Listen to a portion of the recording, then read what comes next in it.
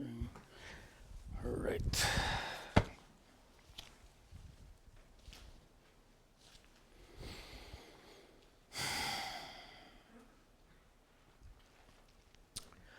Om Sahana Vavatu Sahano Bhunaktu Sahaviryan Karavavahai Tejasvinavadhitamastu ma vidvishavahai. Om Shanti Shanti Shanti. Tanyam sarvagam sarvam sarvabhutaguhashayam yat sarva vishayatitam tasmai sarvavide namaha. Good. Nice to see you all today, and welcome also to many students who are taking these classes online. We continue with our study of this brilliant text of Sri Shankara, Upadesha Sahasri.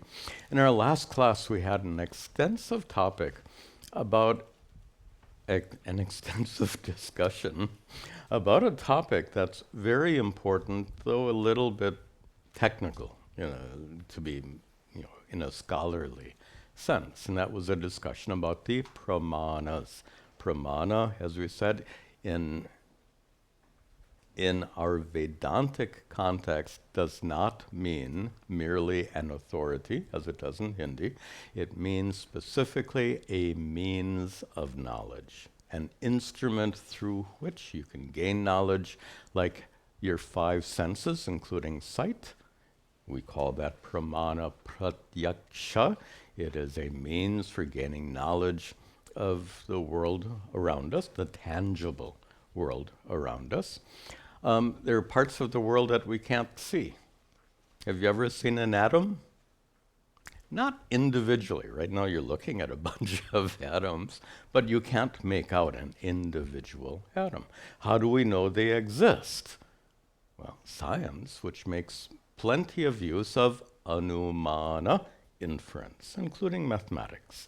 So, and the classical example is not atoms, but rather when you see smoke rising above the mountain, you don't see the fire, but you can infer the presence of fire. That is anumanam. And this discussion was really for the sake of setting up the main pramana we use in the study of Advaita Vedanta, or I should, instead of saying study of Vedanta, I should say the process of self-inquiry. You can appreciate why? Because too many people study Vedanta as a subject matter. We're not engaged in that kind of academic study. We're engaged in a process of self-inquiry. So to guide that process of inquiry, we need a pramana, a means through which we can discover one's true self as sat-chit-ananda atma. We call that pramana shabda, words, the words of our scriptures, the words of the ancient rishis, the words of enlightened ones. So we use all these pramanas in our daily life, and we especially rely on shabda pramana in our process of in our process of self-inquiry. That pretty much summarizes that real technical class that we had last time. Those 6 pramanas that we discussed broadly can be reduced to these 3. These would be the 3 main pramanas: pratyaksha, sense perception; anumana, inference; and shabda, words. You can forget the others. These are the 3 we really need to remember. Now, in our discussion today, Shankara goes off extending on that topic, and he responds to a question: what happens when pramanas don't work? Is it possible for a pramana not to work? It happens. Let's start with pratyaksha, eyesight.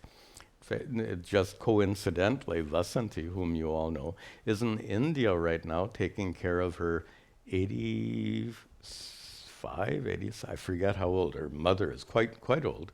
And mother is about to get cataract surgery. Common surgery and nothing Not anything especially large, but good for daughter to be there to take care of mother. Anyway, so mother has eyes. Can she see? To some extent, you can appreciate the fact that a cataract is an obstacle or impediment for the function of the sense of sight. All of our senses can have certain impediments. You can be hard of hearing, etc., etc. When you get a cold, you notice you can't taste very well when you're congested. Anyway, pratyaksha is subject to impediments. So is anumana. Different kind, we should make it very clear, each pramana, not surprisingly, is subject to different kinds of impediments.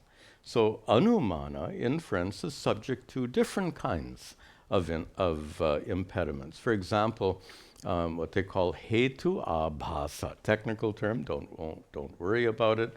It means misunderstanding that upon which the inference is based. You see smoke, and you conclude there's fire. Suppose it's not really smoke. Early morning mist. You have misidentified that, in technical terms, hetu. And misidentifying misidentifying the mist as smoke leads you to a wrong inference, which means the pramana fails to give correct knowledge. So pratyaksha can fail to give correct knowledge when it has an impediment. Anumana can fail to give correct knowledge when it has an impediment. What about shabda? Does shabda have any impediments? Many. Starting with being hard of hearing. Of course, that's really not correct, because being hard of hearing is really for the power of being hard of hearing is a matter of pratyaksha, not shabda. But you've all been listening to Advaita Vedanta for a long time. This is not an introductory class, so I know you've been listening to these teachings for a long time. In my anniversary talk at Arshavidya's at Arshavidya Gurukulam, my anniversary talk, I took up the question, so are you enlightened yet? I can ask you that question. You've been listening to these times. So are you enlightened yet? And here comes an inference. The inference is the fact that you're sitting here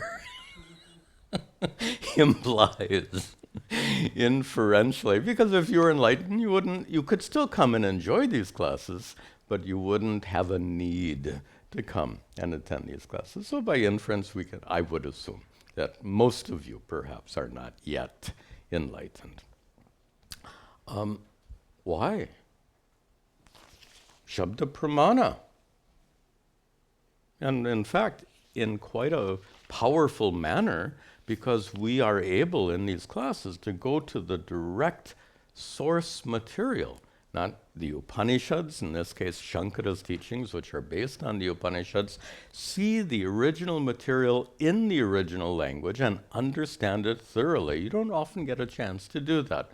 Most Vedantic teachings are they're kind of fuzzy to me, fuzzy, indistinct. They're teaching Vedanta, but not with clarity.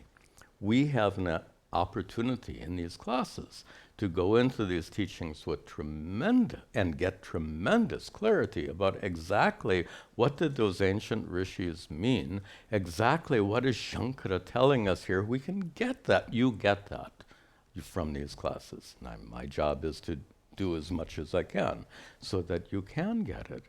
But notice, even when the Shabda Pramana is wielded, to use my guru's expression, when this means of knowledge is wielded with some skill, as I try to do, even then it doesn't always work. Why? Varieties of impediments.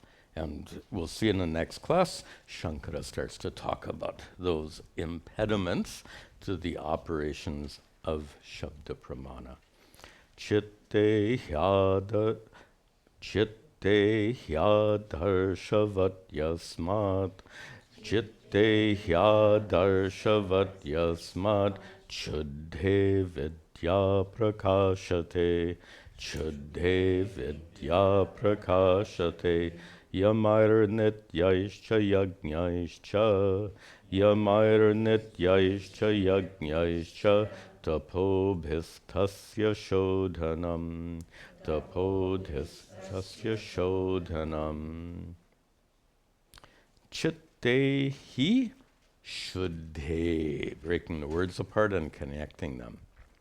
Chittehi, indeed, when the chitta, when the mind, shuddhe, that ch is due to grammar rules. Shuddha, you know the word, pure. So when the mind is shuddha, when the mind is pure, how pure? He gives a common example, adarshavat, like a mirror.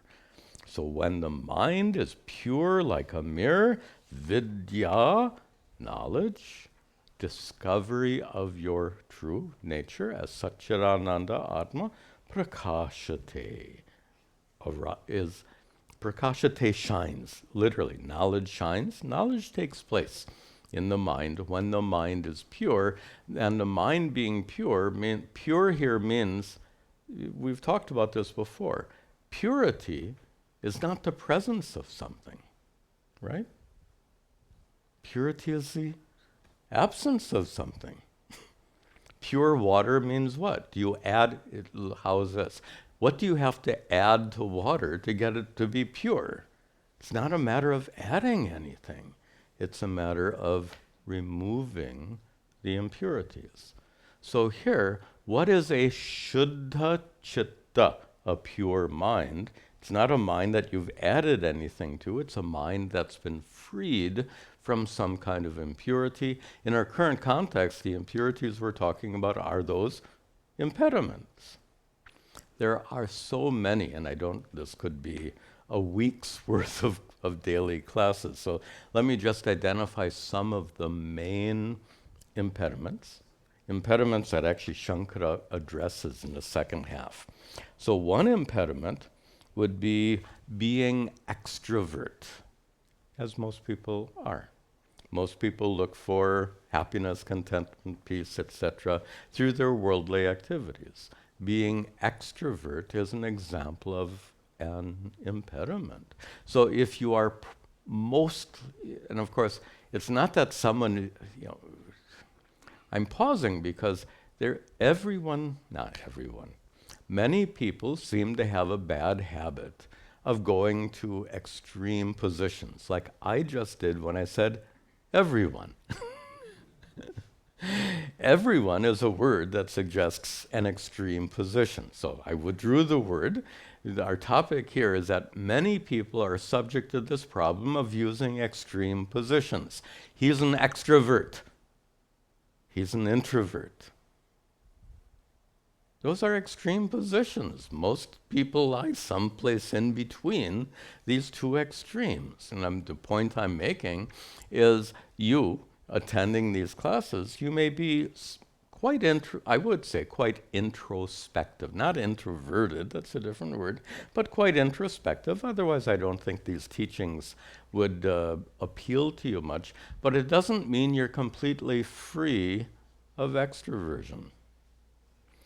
When you see those sweets sitting out, they look so attractive, that's extroversion. That's looking at those sweets as a source of happiness.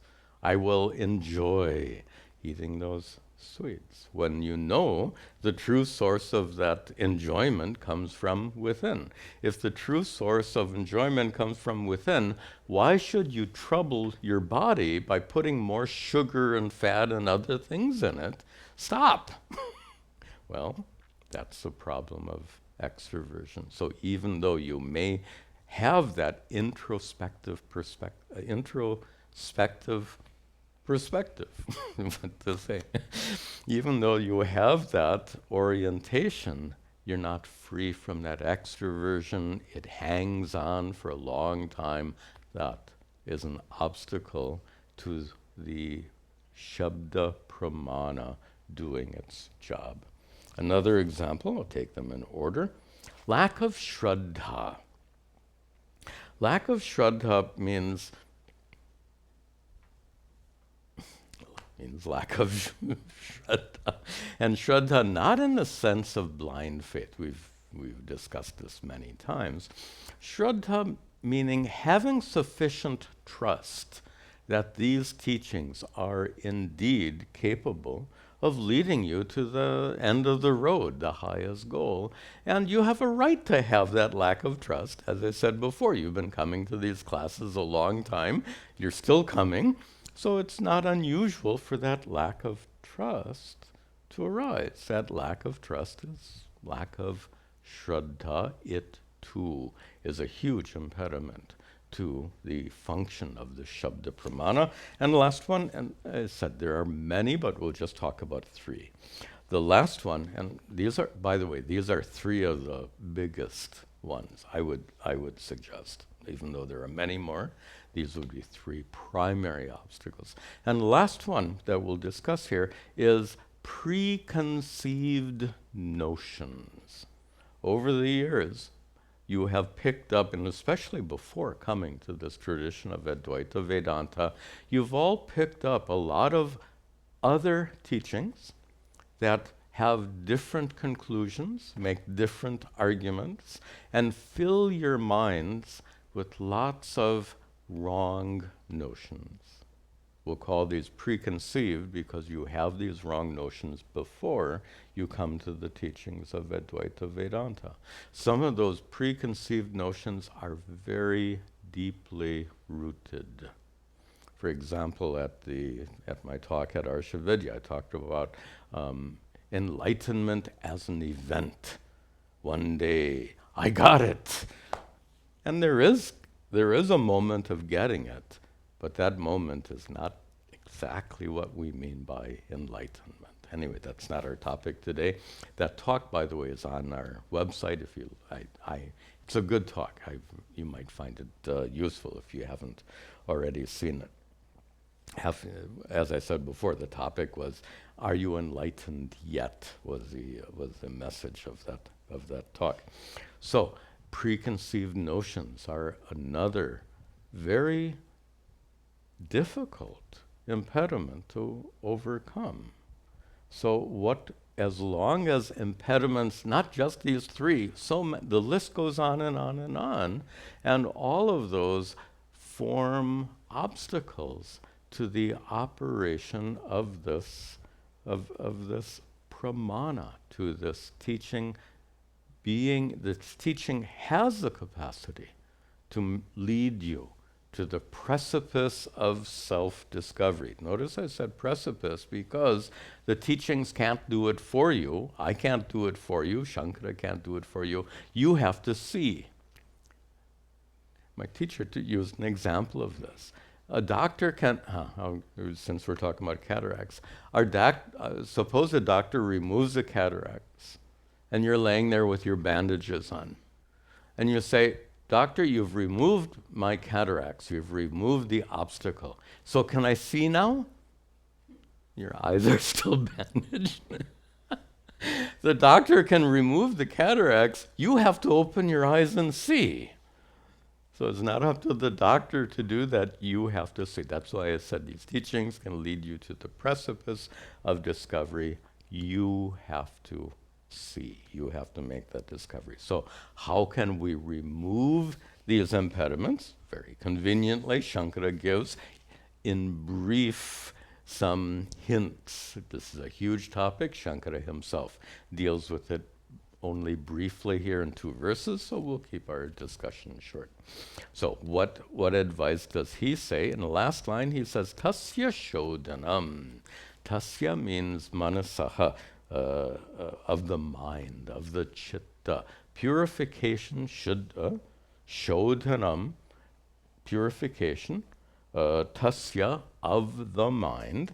Purification of the mind is accomplished how? He gives 3 examples. For the 3 examples I gave, he gives 3 solutions. He says, yamaihi, through restraints. And this word can be understood in so many ways. Here, let us take it in the sense of restraining your mind at the time of meditation. Meditation is one of the best ways to remove impediments to the functioning of the Shabda Pramana. Specifically, we said earlier the problem was extroversion, not consistently looking inside yourself for the source of contentment, but rather looking outside yourself for the sake of contentment, that kind of extroversion. Well, meditation is the best solution to that problem. Yeah. Every time you meditate, you have an opportunity again and again to just rest in the peace and contentment that is your true nature. When your mind becomes quiet, you're there. That's all you have to do. Make the mind quiet. Yama, restraining the activities of the mind for the sake of meditation. Meditation, if you were to ask me what is the most important practice for preparing the mind, without a question, I would say meditation. Notice, we've made the point many times before, meditation itself won't make you enlightened. But meditation is is one of the most important means of removing those obstacles. Then, next solution Shankara proposes is nityaihi yajnaihi. Nitya here meaning daily. Daily, and yajna, rituals. Daily rituals. Of course, he's referring to, remember Shankara wrote this some 1200 years ago. So he's referring to the daily yajna, like Agnihotra, that was done by pious Hindus in those days. We don't do those rituals anymore, that's fine. But some kind of daily prayer and worship is an extremely powerful way of removing obstacles. This is where bhakti walks in the door. Again, I've said bhakti alone won't make you enlightened, but without bhakti, you won't get enlightened. So it has a similar role to meditation, and its role is in removing obstacles. In which obstacle? We can connect bhakti to this second obstacle I mentioned, which was lack of shraddha. When you engage in any kind of prayer or devotional activity, it connects you in a deeply emotional manner to this tradition, to the teachings of the ancient rishis, and especially connects you in an emotional manner to Ishvara, to God. What better way to remove that lack of trust? When you use these teachings in a prayerful manner and find yourself connected to Ishvara. Do you connect to Ishvara, or does Ishvara connect to you? Tagore put it in a nice way, Ishvara as though embraces you, which is nice. So yeah, we reach out in prayer and puja, but in return, we get, like in American culture, you get a big hug. How American. These big hugs. Nice. It's a wonderful aspect of American culture. Good. So, through any kind of devotional activity, you can remove this obstacle of lack of shraddha, lack of trust. Other ways as well, but we're just talking about this, we're taking this topic in a very broad way. And then the third, and by the way, he says nitya, means you can't reserve your bhakti for, suppose you go to a temple every Sunday evening. Well, once a week is good. It's just not enough. Nitya, every day, is what Shankara suggests. And then finally, he says, what else to do? The shodhana, the purification of the mind, removal of the impediments. The third one he gives, third means he gives, is tapobihi, tapas, through tapas. Tapas we generally understand as these austerities, like fasting, and I would take it almost in a more general way, effort. Let's stay with that. There are two ways of taking it. By the way, a very traditional way of taking tapas, and this is not my preferred way, but it is the most traditional way. How does tapas, how does fasting help you get enlightenment? It makes your body lighter. I've been using that joke lately. Enlightenment of the body through fasting. It works, what can you say? Anyway, a very traditional way of explaining that is through tapas, you willfully undergo suffering. And that suffering removes your bad karmas, papa karmas. This is a very traditional way. And it's valid, 100% valid. I don't prefer it, but it's a 100% valid way of explaining. How does tapas work to purify you? It works by removing it. Every time you undergo some kind of suffering, papa karma gets expiated, so to speak, rubbed out, used up, well, is a better term. So to willingly and willfully undergo some kinds of suffering, as you do when you fast, that then removes some bad karmas. And papa karmas, so-called bad karmas, absolutely an impediment, and a very obvious impediment to enlightenment. That's a traditional metaphor, of a traditional explanation, 100% valid. But how about if we could look at tapas also as this determination and effort, consistent effort, as you're all making. Every week you come to this class. You could be doing so many other things which are arguably more pleasant, like sleeping in on a Sunday morning. But you sacrifice that pleasant, sleep in, have a late breakfast, whatever you like to do.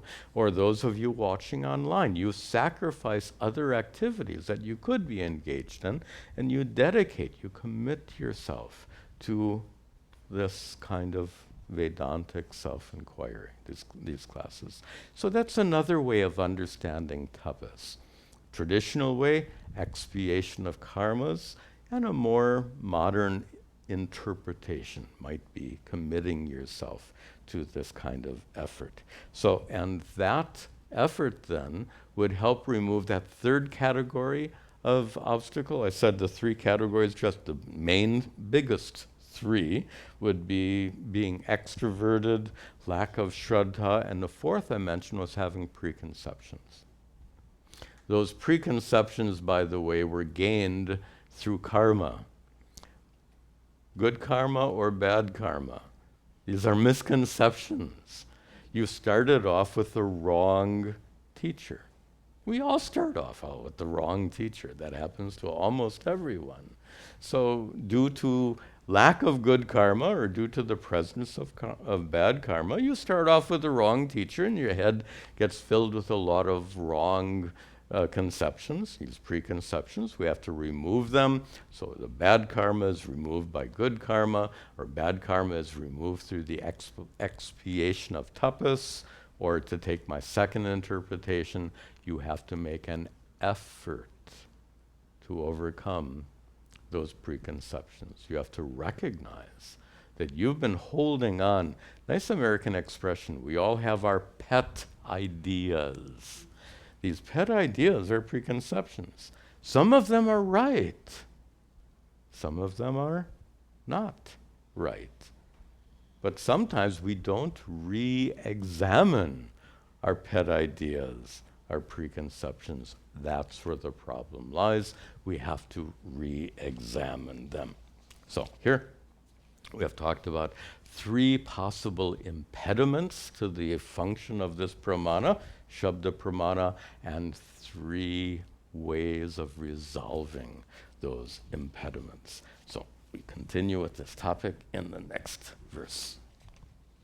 Shariraditapa kuryat, shariraditapa kuryat, tadvishuddhyartamuttamam, tadvishuddhyartamuttamam, manahari samadhanam, manahari samadhanam, tat deha vishoshanam, tad deha vishoshanam. Don't read it visheshanam, vishoshanam. Okay, we'll see that. Start in the 3rd line. Mana adi. Looks a little funny when the word manas comes in a compound. The sakara drops. And so the words become separate. It's actually part of a compound. Mana adi, the mind, etc. Samadhanam, the concentration of the mind, etc. Etc. would mean the concentration of the senses within, the withdrawal of the senses, and the focusing of the mind comes about how? Tad deha vishoshanam. Tad deha means each deha. How many dehas? Stula deha, 1. Sukshma deha, 2. And karana deha, is not really a deha. So we'll just stay with these 2, the subtle body and physical body. We'll stay with those 2. Vishoshanam is actually drying out, and it refers to tapas. So you have to, what a funny thing. We use that term dry out when somebody is alcoholic. They need to dry out. Perfect metaphor. So if there's some problem with intoxication, which hurts the body and the mind, should dry out. Literally, vishoshanam means drying out. Of course, not in a sense, not necessarily in the sense of giving up alcohol. But here, it means discipline. It actually turns out to be quite a good metaphor. Vishoshanam literally means drying out, and it's a word that points to discipline, tapas. Just as drying out in our metaphoric sense for the alcoholic, discipline, fighting against the addiction. And by the way, that is one nasty addiction. Please don't assume it's a weak character that causes people to get addicted to alcohol or any substance. Some people have there's a lot of science on this now. Some people have a genetic predisposition to addictive behaviors. This is science. So it's not a weakness of character. There is, many times it's in a family. You may have noticed that. If a father is an alcoholic, it gets passed on through the generations. Anyway, a side issue, but many people wrongly conclude, oh, the person isn't trying hard enough. It's a bad, weak character. There is a genetic predisposition to addictive behaviors. They're still that's not an excuse by any means. You still have to put in the effort to come out of it, tremendous effort to come out of it. So that is our drying out. So vishoshanam, drying out discipline of the physical body and of the subtle body. Physical body would bring us to tapas like fasting. Subtle body would bring us to practices like meditation, these disciplines of the body and mind. Now jump up to the third line. Shariradi tapaha kuryat. Kuryat, there you should do. We skipped a word in a prior verse, which was yasmat, because. Because you have these impediments, therefore, kuryat, you should deal with them. Deal with the impediments, remove the impediments. How do you remove the impediments? Shariradi tapaha, through tapas, in both senses. In the sense of removing bad karma by willfully undergoing suffering, and in my interpretation as putting in the hard work, the discipline, the effort, and that discipline and effort is for the shariradi. Sharira means with regard to the body. With regard to the physical body, you do fasting, etc. With regard to the subtle body, you do meditation. By the way, there's an interesting, I just realized there's a nice connection between the two. Fasting is to withdraw from food. Meditation is to withdraw from the world. Withdrawal involved in both of those. Two examples of tapas. And in this way, tad vishuddhartam. In uttamam, in this way, there is tad vishar, that tad represents mind.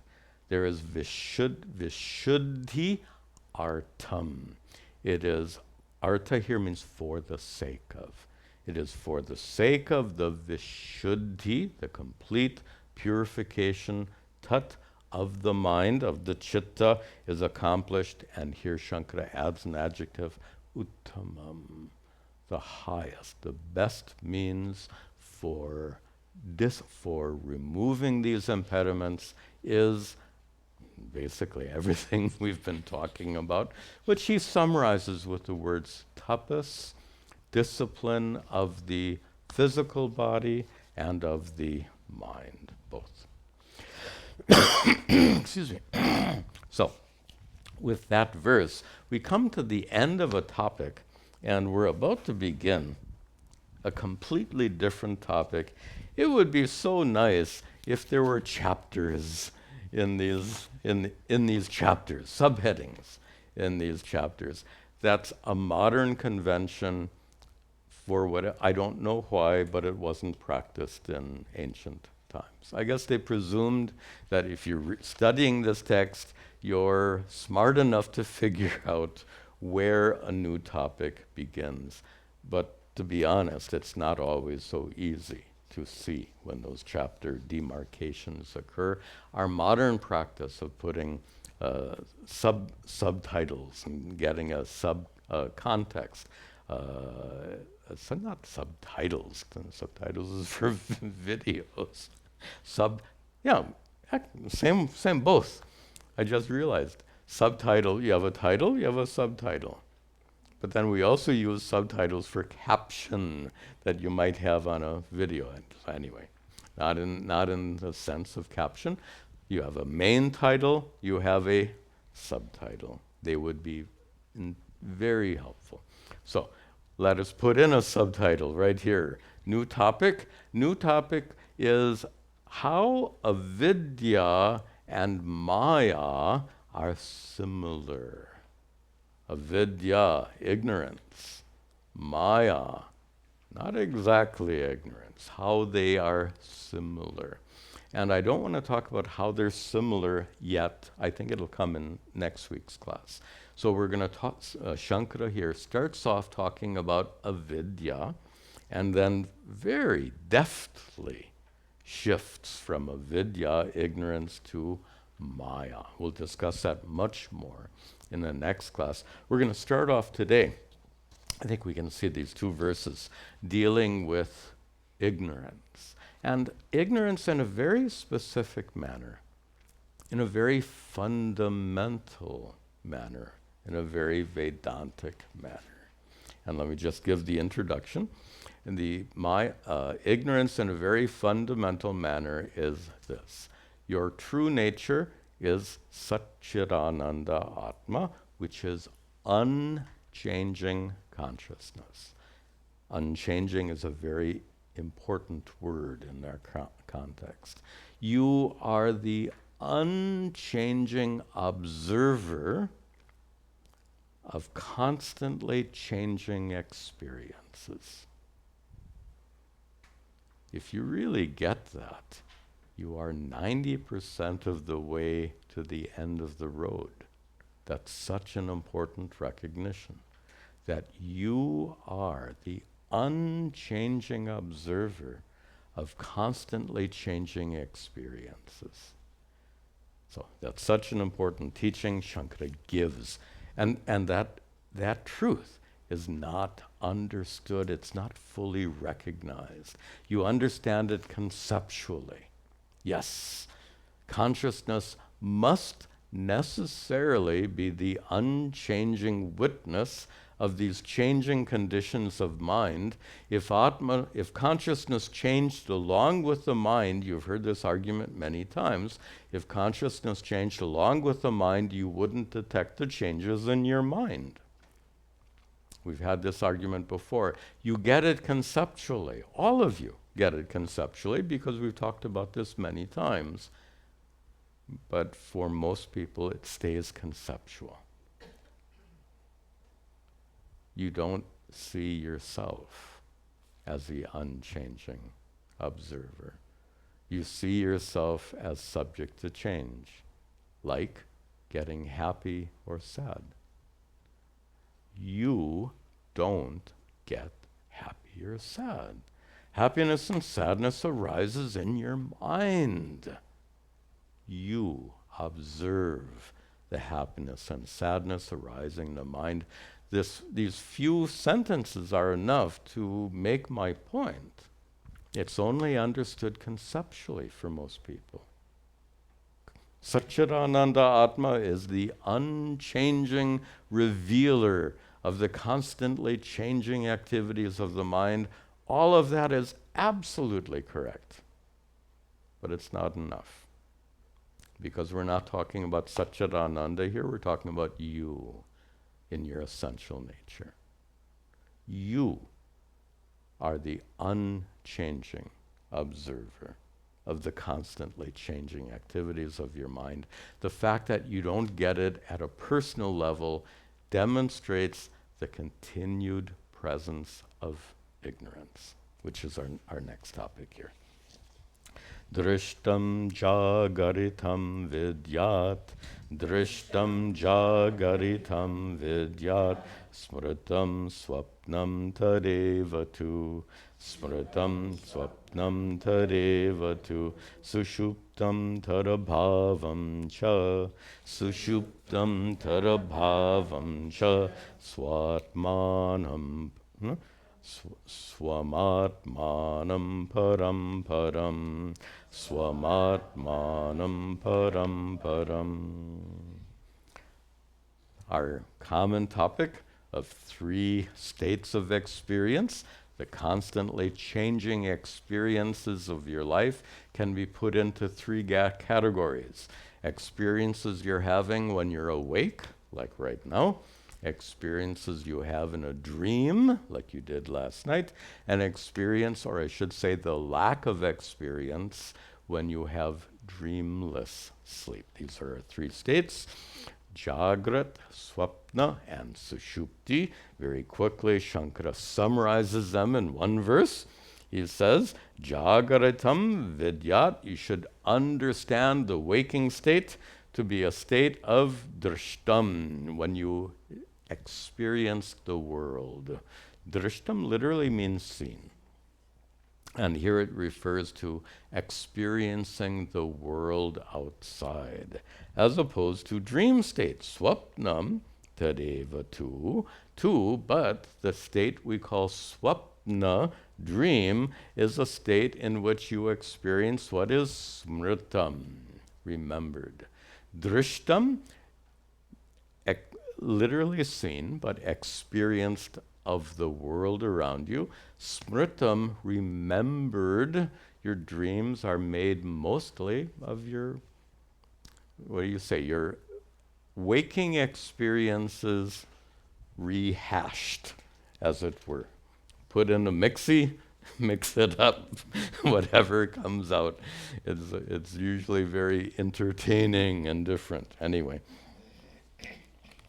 so that is, waking state is based on your experience of the world.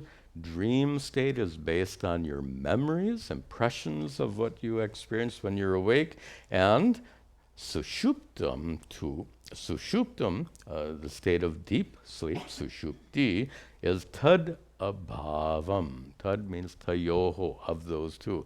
It is the absence of those two, the absence of the waking state and dream state, the absence of waking state experiences and dream state experiences. So deep sleep is that state in which there are no waking or dream experiences.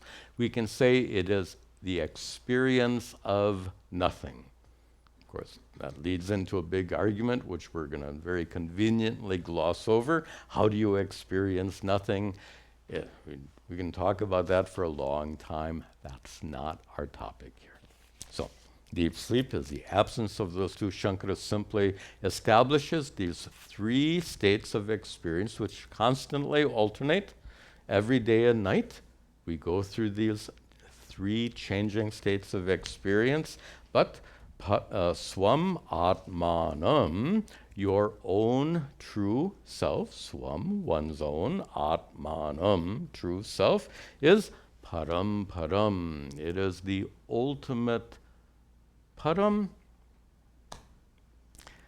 I hesitate to use the word state because, as we've discussed here before, atma has no states. Mind undergoes these three states of experience. Atma has no state. Therefore, let's translate padam not as state, but the reality because of which these three states exist. Now, you've understood that, as I said in the introduction here, understood it conceptually, but it may still not be your personal reality. You find yourself subject to change. Mind goes up, you go up. Mind goes down, you go down. Like the stock market. People watch the market and their moods go up and down with the stock market. Lots of ignorance there. And now Shankara talks about that particular ignorance.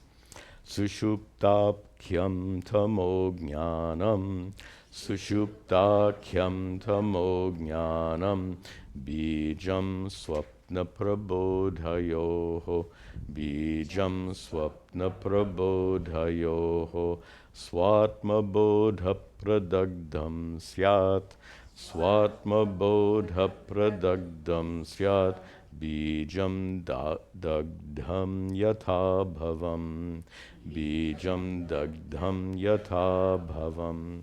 Sushupta akyam, that which we call deep sleep, is tamas, darkness, and it is a condition of ajnanam, condition of ignorance, a condition of not knowing. This is a particular teaching methodology employed in Advaita Vedanta to help us understand what is ignorance. Generally, in a philosophical sense, we say ignorance is the absence of knowledge. But in Advaita Vedanta, it's helpful to introduce this metaphor of ignorance being like a veil, a covering, that which covers your true self. And the reason we use that metaphor of veil is this: your true self is already present, but not fully recognized. How to explain that? It's difficult to explain that just by the absence of knowledge. So we introduced this metaphor. It is as though there is a semi-transparent veil obscuring your true self. You know that you are conscious, a conscious being, but you fail to know the true nature of that conscious being that you are. So we then call this ignorance, we compare it to darkness. By the way, also in pre-scientific times, darkness was considered to be a covering. Only in modern times do we know that light is who in ancient times do you think anyone could figure out that light is particles, packets of energy called photons? Could they have comprehended that? Light is packets of energy called photons? We ourselves, modern people, we didn't understand that till 1920s. And we have Dr. Einstein, who used to teach down the road at Princeton. We have Dr. Einstein to thank for that. We didn't figure it out until the 1920s that light is particles of photon. So not surprisingly, they didn't understand that in ancient times. They thought that you have to get rid of the darkness. Light is something that destroys darkness. This is the ancient pre-scientific worldview, which we also had until 1920. So light is some kind of thing that destroys darkness. And that is a metaphor for knowledge destroys the veil of ignorance. Like lightness, what is that? like light destroys darkness, knowledge destroys the so-called veil of ignorance. Therefore, in sushupti, in deep sleep, you are stuck with that veil of ignorance, which is tamas, a kind of darkness. Consider this. In deep sleep, all of the problems of your mind are gone. We just talked about obstacles. Those obstacles in your mind. You remove all those obstacles in deep sleep, they're all gone. What is present in deep sleep is you. So in deep sleep, do you become enlightened? Well, there's something else present in deep sleep in addition to you. In deep sleep, you are present as a conscious being, freed from the impediments of the mind. Something else is also present in deep sleep, ignorance. Otherwise, you'd be enlightened. Have you discover your true self every time you had sound sleep? That doesn't take place. So, sushuptakyam, that which we call sushupti, deep sleep, is tamas. It's like a veil. It's a jnanam, veil of ignorance. And here now Shankara is starting to shift our discussion from ignorance to maya. Because he calls this state of deep sleep, this ignorance, he calls it the bijam, the seed for swapna and prabodha. Swapna, obvious dream. Prabodha means here waking state. Not can mean enlightenment in context. Prabodha means waking state. So the bijam, the seed for the dream and waking state is deep sleep. And you can think of it like this. From the state of deep sleep, you wake up halfway. Dream. From the state of deep sleep, you wake up all the way. Waking state. So in this sense, we can understand that the state of deep sleep, and it is a state, right? These are three states of the mind. Atma has no state. Our minds do have these three states. Deep sleep, dream, and waking. So you wake up halfway into a dream world. That dream world is created when you wake up halfway. In that sense, where did that dream world come from? What was the metaphoric seed that gave rise to the dream world? The metaphoric seed was deep sleep, tamas.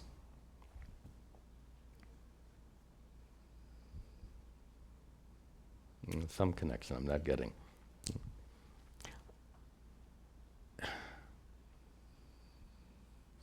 What is the connection? There is some poet. You made a connection. It's not coming. A connection calling darkness was fertile.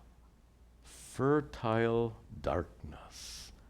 Out of darkness comes anything and everything.